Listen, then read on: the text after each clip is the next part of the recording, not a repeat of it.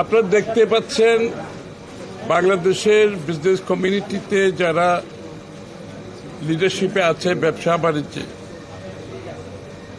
তাদের প্রায় সকলে আজকে এখানে উপস্থিত এবং বাংলাদেশের অর্থনীতির চালিকা শক্তি হিসেবে যে বড় বড় ব্যবসায়ীরা আছে সবাই কিন্তু আজকে এখানে এসছে এবং আসার পেছনে এখানে দুটো কারণ আছে। একটা হচ্ছে আমাদের এলডিসি গ্র্যাজুয়েশন, একটা হচ্ছে আমাদের লেবার ইস্যু। এই দুটো অত্যন্ত গুরুত্বপূর্ণ বিষয় বাংলাদেশের ব্যবসা বাণিজ্য বিনিয়োগে আগামী দিনে যে সম্ভাবনা আছে সেটাকে প্রোটেক্ট করার জন্য, রক্ষা করার জন্য আমাদের কিছু বিষয়ে সতর্ক থাকতে হবে। তার মধ্যে একটা হচ্ছে লেবার ইস্যু, একটা হচ্ছে এলডিসি গ্র্যাজুয়েশন। এবং এই ব্যাপারে আমরা বিস্তারিত ওনাদের কথা শুনেছি, ব্যবসায়ীদের ওনাদের সুবিধা অসুবিধাগুলো শুনেছি এবং এখান থেকে যেটা প্রতীয়মান হয় পরিষ্কারভাবে যে এলডিসি গ্র্যাজুয়েশনে যাওয়া এই মুহূর্তে বাংলাদেশের বর্তমান এবং আগামী দিনের ব্যবসা বাণিজ্য বিনিয়োগের জন্য সহায়ক ভূমিকা পালন করবে না। কারণ বাংলাদেশ এখন একটা বড় ধরনের আপরাইজিংয়ের পরে যে আমরা এখন কিন্তু দেশটার অর্থনীতিকে রক্ষা করার জন্য সকলে মিলে কাজ করছে, এটাকে সামনে এগিয়ে নিয়ে যাওয়ার জন্য কাজ করছে। সুতরাং এটা একটা বিষয়। আর বিগত দিনে এলডিসি গ্র্যাজুয়েশনের পরিপ্রেক্ষিতে যে স্ট্যাটিস্টিক্সগুলো দেওয়া হয়েছিল এগুলো প্রশ্নবিদ্ধ আছে।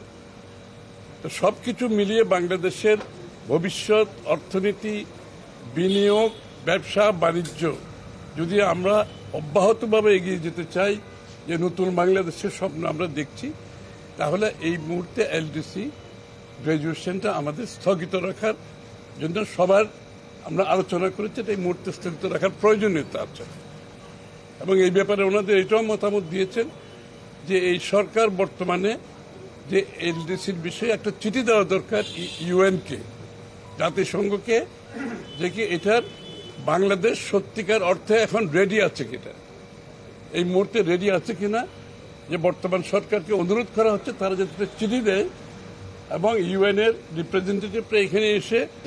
এই মুহূর্তে যেটা আছে শতকরা 20 জন, একটা শিল্পে যদি 5,000 লোক থাকে, 3,000 লোক থাকে, 10,000-এর উপর লোক আছে, এমন শিল্প আছে আমাদের। সেখানে মাত্র যদি 20 জনের ট্রেড ইউনিয়নের রেজিস্ট্রেশন দিয়ে দেওয়া হয় এবং একটা শিল্পে সর্বোচ্চ 5টা রেজিস্ট্রেশন দিয়ে দেওয়া হয়, তাহলে শিল্প টিকবে না। এটা আমাদের একেবারে রুট লেভেলের বাস্তবসম্মত অভিজ্ঞতা। দ্বিতীয় হচ্ছে যারা শ্রমের অধিকার নিয়ে দীর্ঘদিন কাজ করেন তারা পিছিয়ে যাবেন। 20 জন নিয়ে ট্রেড ইউনিয়নের রেজিস্ট্রেশন দিলে তাতে করে দেখা যাবে যারা জুট ব্যবসা করেন, যাদের ইল মোটিভ আছে, বাড়িওয়ালা, যেখানে 20 জন 50 জন শ্রমিক ওখানে রাত্রে বসবাস করেন, তারা ট্রেড ইউনিয়নের রেজিস্ট্রেশন নিয়ে নেবে এবং রাতারাতি ব্যাঙের ছাতার মতো হাজার হাজার রেজিস্ট্রেশন, ট্রেড ইউনিয়নের রেজিস্ট্রেশন পেয়ে যাবে। তো এটা আমাদের বিগেস্ট কনসার্ন। আমরা সম্মানিত মহাসচিব উনি ইউএনজিএতে যাচ্ছেন, ওখানে চিফ অ্যাডভাইজার যাচ্ছেন, এখানে যেহেতু উনি কথা বলার সুযোগ পাবেন, ওনার মাধ্যমে আমরা এই বার্তাটা মাননীয় প্রধান উপদেষ্টার কাছে পৌঁছানোর চেষ্টা করছি। এলডিসি গ্র্যাজুয়েশন আমরা পোস্টপোন করতে চাই না, আমরা ডেফারমেন্ট চাই। সেটাও বলেছি নির্দিষ্ট মাত্র 3 বছরের জন্য, এবং 3 বছর ডেফারমেন্ট এই জন্য লাগবে, আমরা এখনও প্রস্তুত না। এর মধ্যে একটা আছে ফলসিফাইড যে ডাটার ভিত্তিতে করা হয়েছিল, এটা হচ্ছে মূল বিষয় হচ্ছে আমাদের ইনফ্রাস্ট্রাকচার এখনও রেডি না। এটা আমরা আমাদের বিএনপির নেতৃত্বকে বোঝাতে সক্ষম হয়েছি। আশা করি ওনারা বর্তমান সরকারকে এটা বোঝাতে সক্ষম হবেন।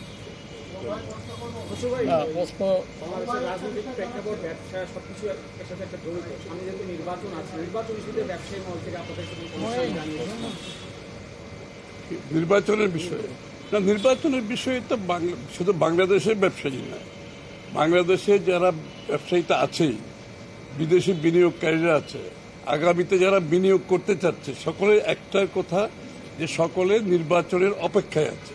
একেবারে পরিষ্কার ভাষায় বলছে তাদের সমস্ত সিদ্ধান্ত স্থগিত রেখেছে নির্বাচন না হওয়া পর্যন্ত, এবং নির্বাচনের পরবর্তী সময়ে তাদের যে বিনিয়োগের বিষয়টা বাংলাদেশের ব্যবসায়ী এবং বিদেশিরা সকলে অপেক্ষা করছে একটা নির্বাচনের পরে তারা সিদ্ধান্ত নিয়ে বাংলাদেশে বিনিয়োগ করতে।